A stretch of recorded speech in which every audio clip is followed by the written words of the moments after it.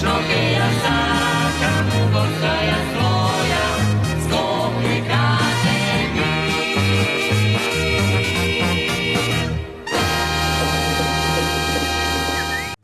Општина Газибаба и јавното предпријатие Лајка потпишаа трипартитен меморандум за соработка со цел по ефикасно справување со проблемот со бездомните животни. Со договорот ќе се подобри координацијата меѓу институциите, ќе се овозможи побрза реакција на терен и ќе се преземаат активности за намалување на популацијата на бездомните животни.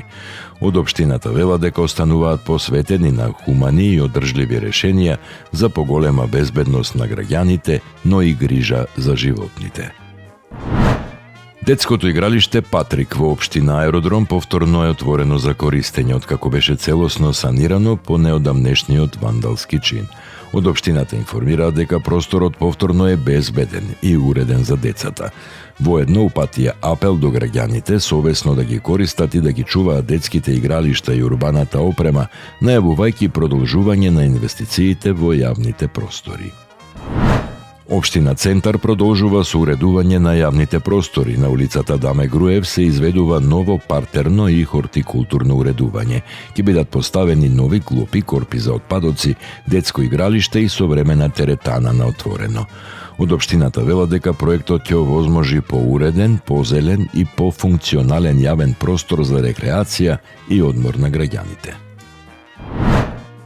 Новата дигитална платформа 360 степени визуелен водич Македонија на дланка овозможува интерактивна виртуелна прошетка низ природните, културните и јавните знаменитости на општина Илинден.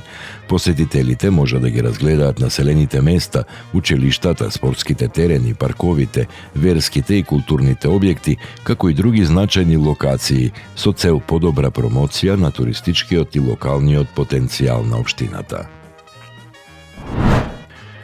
Жителите на населбата Кузман Јосифовски Питу добија целосно реконструирано детско игралиште, обновени се сите детски реквизити и урбаната опрема, со што просторот стана побезбеден и пофункционален за игра и рекреација. Од општина Карпош најавуваат дека ќе продолжат со обновување на детските игралишта низ целата општина и апелираат до граѓаните совесно да ги користат и чуваат јавните површини. Во дворот на основното училиште Димитар Поп Георгиев Беровски во Ѓорче Петров се уредува нова фитнес зона на отворено. Просторот ќе биде достапен за учениците, младите и сите граѓани, а ќе биде опремен со современи фитнес реквизити. Од општината вела дека инвестицијата е дел од заложбите за подобра спортска инфраструктура и поттикнување на активен и здрав начин на живот. Екипите на јавното предпријатие Водовод и канализација денес проведоа теренски активности за одржување на канализацијската мрежа во Скопје.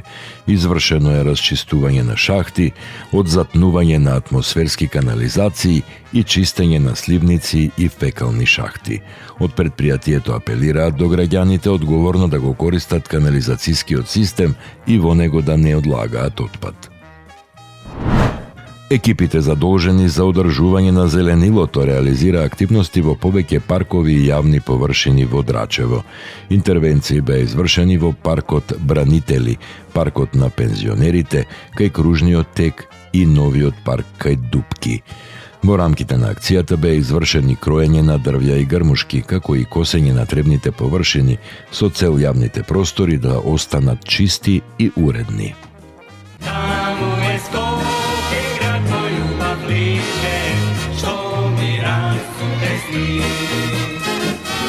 Вечно ке ја